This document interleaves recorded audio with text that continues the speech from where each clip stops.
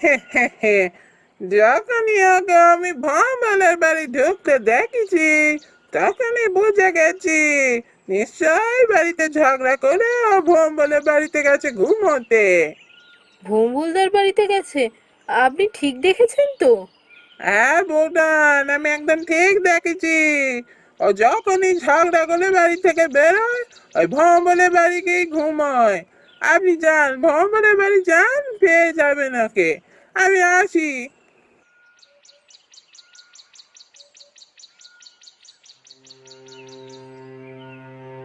তার মানে আমি যতই ওকে বাড়ি থেকে ঠেলে ঠেলে বার করি না কেন, ও কোনোদিন কাজে যায় না, ভোম্বলদার বাড়িতে গিয়ে পড়ে পড়ে ঘুমোয়।